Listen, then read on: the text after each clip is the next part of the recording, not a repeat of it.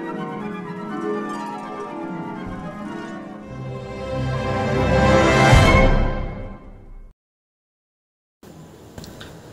আপনাদের সামনে আমি খুবই ভারাক্রান্ত মন এবং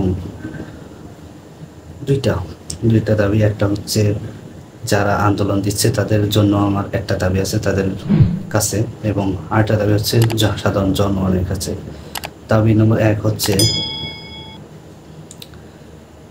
যারা পুলিশ সদস্য আছে তারা অনেকে, কিছু খারাপ আছে, মেইনলি খারাপ বলতে যারা উচ্চপদস্থ ছিল, আপনাদের সামনে একটু পরে আপনারা দেখবেন একজন পুলিশ কনস্টেবল যার কথা আসলে সে খুবই বাস্তব কথা বলেছে, এবং আসলে দোষ সব পুলিশ সদস্যদের না।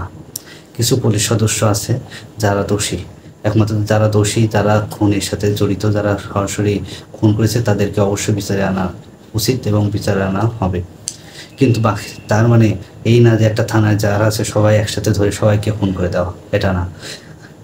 যারা নেতা তাদেরকে যদি আপনারা মারতে পারেন তাহলে, বা তাও মারার পক্ষে আমি পক্ষপাতিত্ব নই, কারণ আপনি আইনের মাধ্যমে, যেহেতু এখন আইন প্রতিষ্ঠা করা হবে সেহেতু আপনি আইনের উপর ভরসা রাখতে পারেন, তাই আইনের মাধ্যমে তাদেরকে শাস্তি দিন, নিজে তাদেরকে শাস্তি দেওয়ার চেষ্টা করেন না। এটা হচ্ছে আমার প্রথম দাবি। তার কথা শুনলে আপনি আমি কিছু বলবো না, তার কথাটা আমি এখানে দিব, তার কথা শুনলে আপনারা সব কিছু বুঝতে পারবেন। আসসালামু আলাইকুম। আমি আজকে আপনাদের সামনে কিছু গুরুত্বপূর্ণ কথা এবং কিছু অনুমেয় কষ্ট এগুলো বলার জন্য এসেছি। আমি একজন পুলিশ সদস্য। আমি সমগ্র জাতির কাছে একটা অনুরোধ নিয়ে আসছি, এবং আমার যারা পুলিশ ভাই বন্ধু ব্যাটসম্যান যারা আছেন, আমি সকলের উদ্দেশ্যে কিছু কথা বলার জন্য আসছি, সমগ্র দেশের মানুষের সামনে কিছু কথা বলার জন্য আসছি। যারা আজকে এই নতুন স্বাধীনতা অর্জন করেছে, যে সমস্ত ছাত্ররা মারা গেছে, সাধারণ মানুষ মারা গেছে, সর্বস্তরের জনগণ যারা মারা গেছে, আমি তাদের প্রতি সমবেদনা এবং দুঃখ প্রকাশ করছি। এবং আমার যারা পুলিশে যারা মারা গেছেন যে সমস্ত ভাইয়েরা, তাদের প্রতি আমার সমবেদনা, তাদের পরিবারের জন্য আমার সমবেদনা। তো আমরা নিম্নপদস্থ কর্মকর্তারা যারা ডিপার্টমেন্টে চাকরি করি, আমাদের আদেশ মানতে হয়, নির্দেশ শুনতে হয়। আজ দেখেন যে সাধারণ শিক্ষার্থীরা মারা গেছে, পুলিশ যারা মারা গেছে তারা সব নিম্নপদস্থ কর্মকর্তারা, যারা আদেশ দিচ্ছেন নির্দেশ দিচ্ছেন, তারা কিন্তু কেউ মারা যায় নাই, বা অন্য কোনো বাহিনীর কোনো সদস্য মারা যায় নাই। তো এখানে একটা প্রশ্ন থেকে যাবে, পুলিশ কেন হয়? Police is so called. Police আজকে দেশের জাতীয় ভিলেন।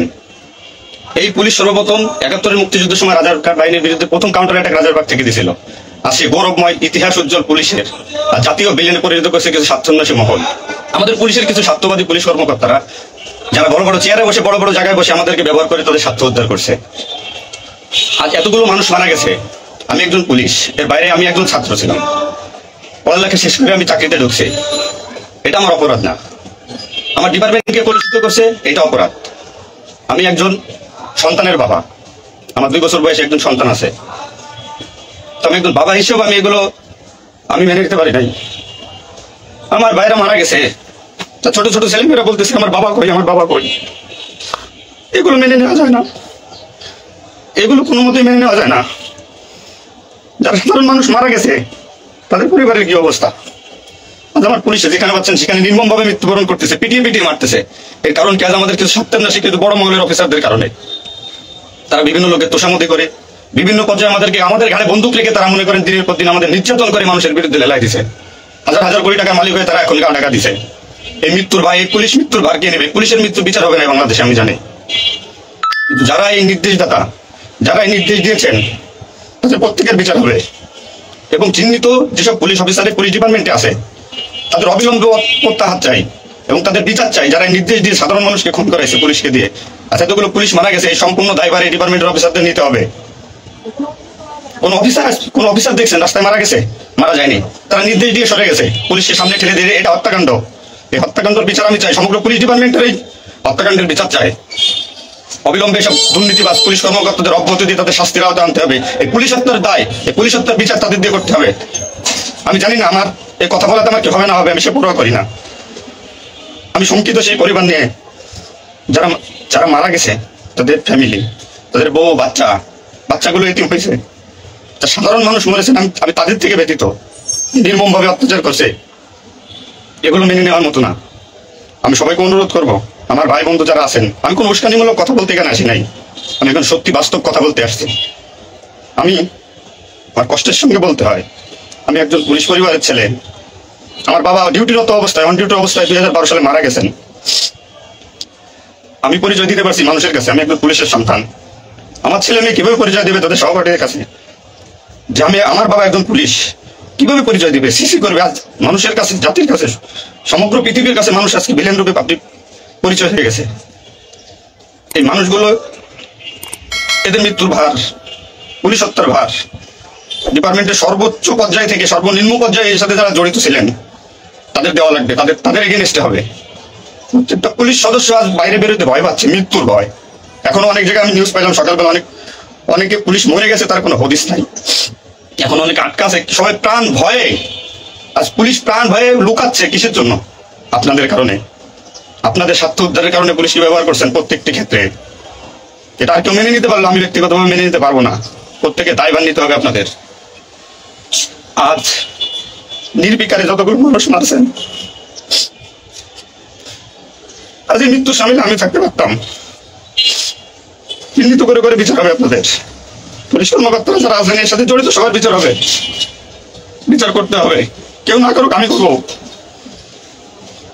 আপনার পুলিশের গৌরবময় ইতিহাস ঐতিহ্যকে ধারণ করে নিজেদের স্বার্থ উদ্ধারের কারণে আজ পুলিশ বাহিনীকে মৃত্যুর মুখে ঠেলে দিচ্ছেন। তাদের কথা একবার চিন্তা করেননি। আপনি নির্দেশ দিচ্ছেন, নয়তো এই পুলিশ, এই সাধারণ পুলিশ, আমরা যারা আছি, আমরা কখনো এদের গায়ে বুলেট চালাইতাম না, কখনোই আমরা গুলি ছড়তাম নাই আমাদের ভাইদের উপরে। ডিপার্টমেন্টের ম্যাক্সিমাম 80% পুলিশ এখন পড়াশোনার সাথে জড়িত। এভরিওয়ান, সবাই পড়াশোনার সাথে জড়িত, সবাই ছাত্র। আপনারা আপনাদের ব্যক্তিগত রক্ষার কারণে ওই আপনারা এখন কোথায় আছেন? আপনারা একজন বড় বড় অফিসাররা কোথায় আছেন?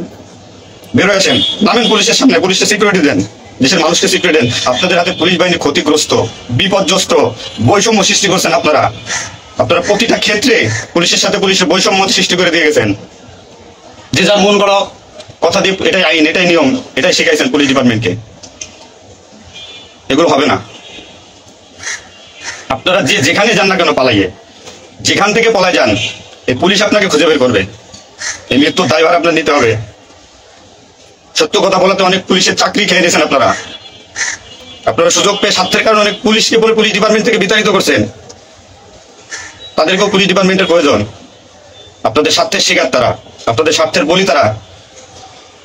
অনেক পুলিশ ভাইরা, সাধারণ পুলিশ ভাইরা যাদের চাকরি থেকে বিচ্যুত করছেন, অবিলম্বে তাদেরকে চাকরিতে আনবেন আপনারা, এটা আমার অনুরোধ। আজ দেশে কি মুহূর্তে মানে পুলিশ কোন সিচুয়েশনে ঠেলে দিয়ে গেছেন। নিশ্চিত মৃত্যু, পুলিশের মানুষ নির্মমভাবে পিটাই পিটাই মারতেছে। দায়ভার আপনাদের নিতে হবে। প্রত্যেক পুলিশ পরিবারের যে আক্রোশ, যে কষ্ট, এগুলো দায়ভার আপনাদের নিতে হবে। সাধারণ মানুষ আপনাদের ক্ষমা করবেন। আপনারা সবাই চিহ্নিত, আপনারা সবাই এই বাংলাদেশের দুর্নীতিবাজ পুলিশ অফিসারদের আপনারা সবাই চিনেন, আপনারা সবাই তাদের চিনেন। এদের বিচার আপনাদের করতে হবে। এই বিচার চাই আমরা, সাধারণ জনগণের হত্যার বিচার চাই, পুলিশ হত্যার বিচার চাই। পুলিশ হত্যার বিচার না হওয়া পর্যন্ত আমি ডিউটিতে যাব না, আমি আমার কর্মস্থলে যাব না। অনেক পুলিশ সদস্য এখন পর্যন্ত নিখোঁজ। আমার সহপাঠী ভাইরা মারা গেছে, আমার পরিচিত ভাইরা মারা গেছে, তাদের সন্তান হাউ করে চিল্লাইতেছে, আমার বাবা কই? জবাব কে কে দেবে? জবাব দেওয়া লাগবে। এতগুলো মায়ের কল ফাঁকা করছেন, পুলিশ জীবন হারাইছে, গর্ভবতী মহিলা পুলিশের পর্যন্ত মেরে ফেলছে, নির্মমভাবে মারছেন। এই দোষ আপনাদের।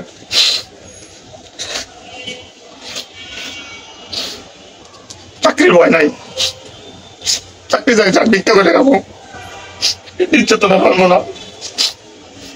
কি করছেন পুলিশ ডিপার্টমেন্টের জন্য আপনারা? কত পুলিশ মারা গেছে তার তো ঠিক নাই।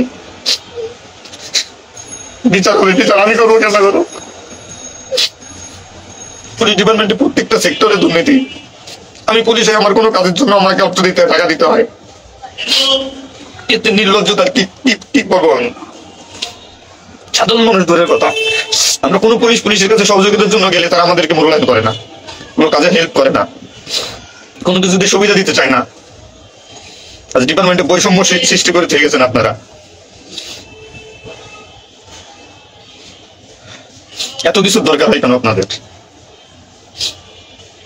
আজ আপনারা কেউ মারা যাননি, সবাই নির্দেশ দিয়ে যার মতো সুযোগ মতো পালাইছেন, সুযোগ মতো চুপচাপ করে বসে আছেন। পুলিশ ডিপার্টমেন্টের অনেকে আছে যারা এর সাথে জড়িত না, সরাসরি গুলি করতে চায় নাই, বাধ্য করছেন, নির্মম মৃত্যুর দিকে ঠেলে দিয়েছেন এদেরকে। কোনো কিছুই মনে করেন আপনারা।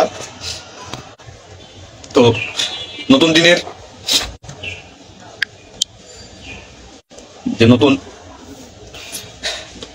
দিনের সূচনা হয়েছে বাংলাদেশে, স্বাগত জানাই।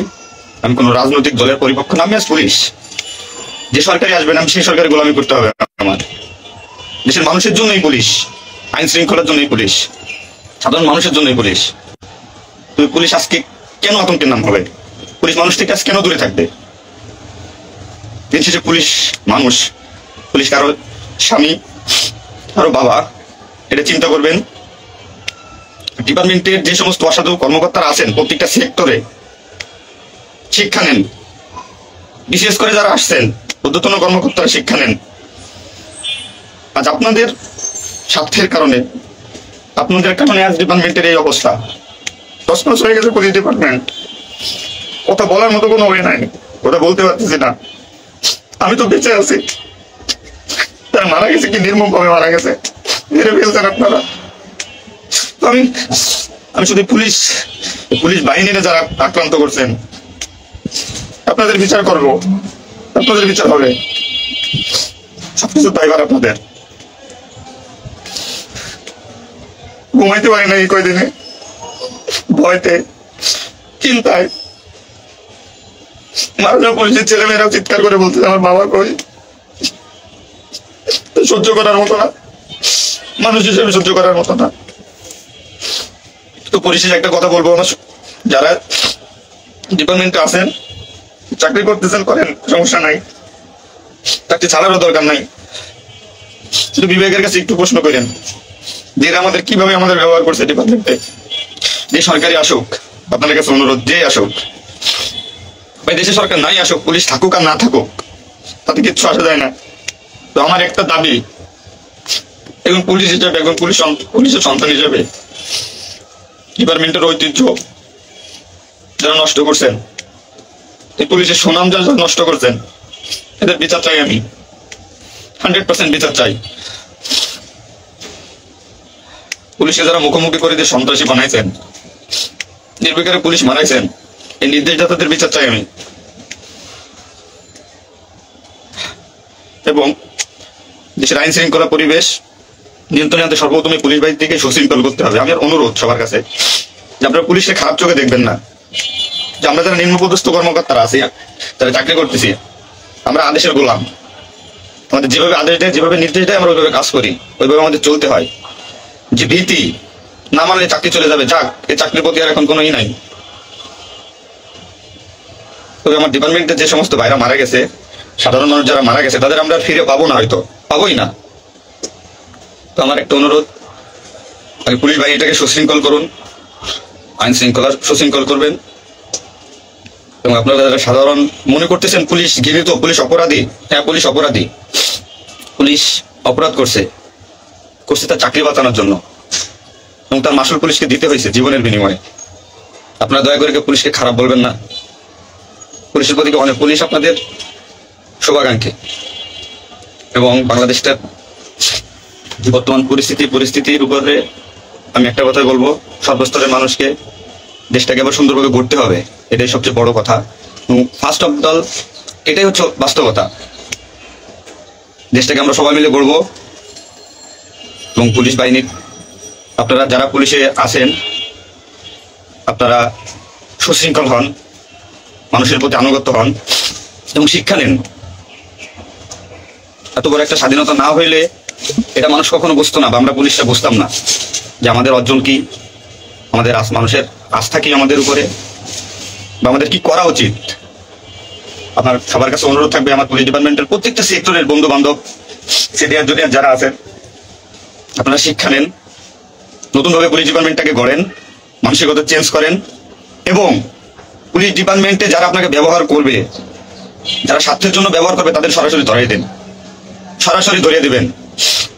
পুলিশের প্রত্যেকটা সেক্টরে দুর্নীতি, এই দুর্নীতিবাজদের ধরিয়ে দেন। এদের ধরাই না দিতে পারলে পুলিশ ডিপার্টমেন্ট কোনোদিন শুদ্ধ হবে না। আর দিনের পর দিন এরা মনে করেন আমাদের সাথে বৈষম্যমূলক সৃষ্টি করে এদের নিজেদের স্বার্থ হাসিল করবে। তো তোমার কাছে আমার একটা অনুরোধ, আপনারা সবাই ভালো থাকবেন আর আমাদের পুলিশের জন্য দোয়া করবেন, যাতে আমরা একটা সুশৃঙ্খল বাহিনী হিসেবে রিইউনিয়ন পুনরায় পুলিশ ডিপার্টমেন্টটাকে আবার গড়বো। এই শিক্ষা থেকে শিক্ষা নিয়ে যে পুলিশ কখনো মানুষের দুশ্মন নয়, পুলিশ মানুষের শত্রু নয়, পুলিশ মানুষের বন্ধু, জনগণের বন্ধু। এটা আমরা প্রমাণ করবো। এই মানসিকতা নিয়ে তৈরি হন আগামী দিনে নতুন পুলিশ বাহিনী গড়ার জন্য। সবাই সবার নিজের প্রতি খেয়াল রাখবেন, ফ্যামিলির প্রতি খেয়াল রাখবেন, আমার জন্য দোয়া করবেন। আসসালামু আলাইকুম। এটা হচ্ছে আমার প্রথম পুলিশদের পক্ষ থেকে। আর দ্বিতীয়টা হচ্ছে সাধারণ জনগণ, আপনারা সচেতন হন। দেশে এখন কিন্তু অরাজকতা সৃষ্টি হচ্ছে, যেহেতু এখন কোনো সরকার নেই। এবং একটা ছবি আমি এই মুহূর্তে আপনারা স্ক্রিনে আমি দিয়ে দেবো। দেশটা স্বাধীন করেছে ছাত্ররা, এখানে অন্য কোনো পক্ষের কোনো অধিকার নেই এই স্বাধীনতাকে ক্ষুণ্ণ করার বা এই স্বাধীনতাকে তারা নিজেরা ভোগ করার। ঠিক আছে, এখন বিএনপি মনে হচ্ছে তারা দেশটা স্বাধীন করছে, তারা অলরেডি তারা এবং নেতা হয়ে গেছে, এখন ভোট হয়নি। তারা মনে হচ্ছে তাদের হাবভাব এমন যেন তারা হচ্ছে দেশটা জিতে গেছে, তারা যেন নির্বাচনে জয়লাভ করেছে। ঠিক আছে, এই যে জিয়া মোড়, এই ধরনের বিভিন্ন স্লোগান তারা দেওয়া শুরু করে দিয়েছে এবং তারা আওয়ামী লীগের উপর হামলা করতেছে। আওয়ামী লীগ যেমন বিপক্ষদের যেভাবে প্রতিহত করেছে, যেভাবে আক্রমণ করেছে, যেভাবে অত্যাচার করেছে, আপনারাও সেটা করতেছেন। তাহলে আপনাদের আমরা কীভাবে ভোট দেবো? এই ধরনের, শুধু এটা বিএনপি না, জামাত হোক আর যেই দলই হোক, যারাই এই সহিংসতা করবে তাদের কাউকে আমরা ভোট দিব না। আমরা দিব একজন গণতান্ত্রিক, শান্তিপ্রিয় এবং যার সামনে আমরা তাকেই ভোট দিব, যার সামনে আমরা তার সমালোচনা, হ্যাঁ যৌক্তিক সমালোচনা তার সামনে করলেও সে হয়তো তার প্রেক্ষাপটে সে কথা বলবে, কিন্তু অত্যাচার করবে না, নির্যাতন করবে না। এমন নেতা আমাদের চাই। তার সামনে তার সমালোচনা করলেও সে কিছু বলবে না। ঠিক আছে, সে নিজেকে শুধরাবে যে না, হ্যাঁ এটা এই কথাটা সত্য, এই ক্ষেত্রে আমার দুর্বলতা আছে। এমন নেতাদেরই আমরা চাই। এমন নেতা চাই না যারা নিপীড়ন করবে। অলরেডি বিএনপি অনেক ক্ষেত্রেই নিপীড়ন শুরু করে দিয়েছে আওয়ামী লীগের পরে। এখন আওয়ামী লীগ হোক, এখন তারা আমাদের জনগণ, যেহেতু তারা পরাজিত হয়েছে, তারা এখন আমাদেরই জনগণ। সে ভুল ভ্রান্তি তারা আশা করি তাদের ভুল বুঝতে পারবে। তাদের বাড়িতে আগুন ধরে দেওয়া, রাষ্ট্র সম্পদে আগুন ধরে দেওয়া, এরকম কোন ধরনের কথাবার্তা? এগুলো তো জনগণের ট্যাক্সের টাকা কেনা। আপনারা এইগুলো করতেছেন, যারা করছেন তাদের শাস্তি দেওয়া হবে। আমি সকলকে আহ্বান জানাবো, যারা আগুন ধরাচ্ছে, যারা হত্যা করতেছে, যারা নির্যাতন করছে, তাদেরকে চিহ্নিত করে রাখুন এবং তাদের বিরুদ্ধে সোচ্চার হন। তারা যেন এই কাজগুলো না করতে হবে, সেই কাজ সেইভাবে আপনারা প্রতিরোধ করুন। ঠিক আছে, এখন কিন্তু সবাই এভাবে যার সুবিধা লুটে নেবে। এখন সবাই সুবিধাভোগী। ঠিক আছে, তো আপনারা সচেতন হন। আপনারা নিউজে দেখতে পারবেন যে দেশে কী পরিমাণ অরাজকতার সৃষ্টি হয়েছে। এই অরাজকতার সৃষ্টি করতেছে কারা? তাদের হাতে আমরা দেশ দিতে পারি। যারাই করুক, যারাই করুক, তাদের হাতকে অবশ্যই, হ্যাঁ এই অরাজকতা অবশ্যই কোনো সাধারণ ছাত্র করতেছে না, কারণ তারা অলরেডি এতদিন আন্দোলন করেছে কোনো রকম রক্তপাত ছাড়া, কোনো রকম সহিংসতা ছাড়া।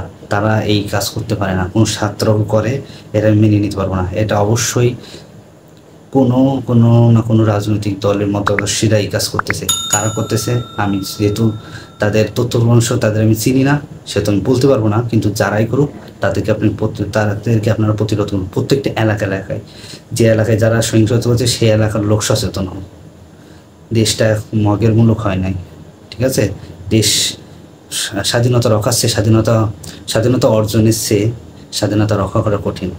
স্বাধীনতা রক্ষা করার চেষ্টা করুন। এই যে যারা অপপ্রচার চালায় তাদের বিরুদ্ধে সোচ্চার হন। এই মুহূর্তে কারোর অপপ্রচারে কান দেবেন না, কারণ এই মুহূর্তে সবাই অপপ্রচার চালে তার নিজের ফায়দা লুটে নেওয়ার সবাই ধান্দায় আছে। ঠিক আছে, কারোর অপপ্রচারে কেউ কান দেবেন না। এবং পুলিশ ভাইদেরকে নির্যাতন করেন না। তাদেরকে যারা অন্যায় করেছে তাদেরকে শাস্তির আওতায় আনা হবে। আপনারা নিজেরা শাস্তি দেওয়ার চেষ্টা করেন না। দেশটা শান্তি ফিরে আসুক, সব কিছু স্বাভাবিক হোক, সব কিছুর বিচার হবে। সব কিছুর বিচার হবে। আপনারা অবশ্যই শান্তি বজায় রাখুন এবং গুজবে কান দিয়ে কান নিয়ে গেছে সিলে, সেই সিলের পিছনে ছুটে লাভ নাই, ঠিক আছে? এখন আর রাজনৈতিকভাবে যারা নিজেদের এই মুহূর্তেই যারা এইভাবে সহিংসতা দেখাবে তাদের পক্ষে কেউ থাকবে না। আমরা ভোট দিব একমাত্র গণতান্ত্রিক একজন ব্যক্তিকে, যারা দেশের সম্পদ রক্ষা করাই সাহায্য করবে, দেশের মূল্যস্ফীতি, সাধারণ জনগণ এই যে ঋণের বোঝা এই বোঝা থেকে মুক্ত করার জন্য যে ভালো কাজ করবে তাকে আমরা চাই এবং সেই চিন্তা তো সামনে আসে। এখনই কেন আমরা এভাবে সহিংসতায় শুরু করে দিছি? এটাকে আমরাও কি আওয়ামী লীগ, যারা সহিংসতা হচ্ছে তারাও কি আওয়ামী লীগের সমকক্ষ? তারাও কি চায় যে আওয়ামী লীগের মতো অত্যাচার করে মানুষকে নিপীড়ন করে ক্ষমতায় দখল করে ক্ষমতায় টিকে থাকা? যারা এই কাজ করুক, তারা যদি ক্ষমতার জন্য এই এত সামান্য এখন ক্ষমতা, কেউ এই মুহূর্তে কোনো রাজনৈতিক দলের হাতে ক্ষমতা নেই, তারপরেও যারা করতেছে তারা ক্ষমতা পাওয়ার পর কী করবে, এই কথাটা আপনারা সবাই চিন্তা করবেন যে তারা ক্ষমতা পাওয়ার পর কী করবে। ক্ষমতা নাই তাই এই করতেছে, ক্ষমতা পাওয়ার পর সে কী করবে? তো আপনাদের সিদ্ধান্ত আপনাদের হাতে।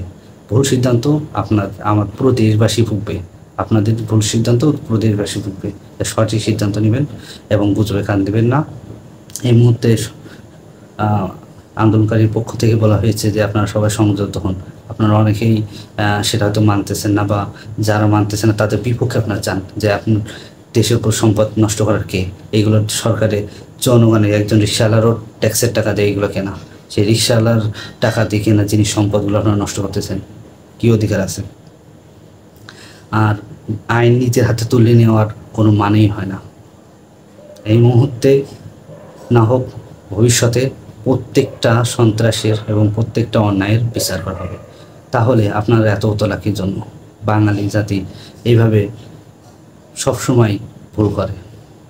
তাই সচেতন হন এবং সচেতন হন। আল্লাহ হাফেজ।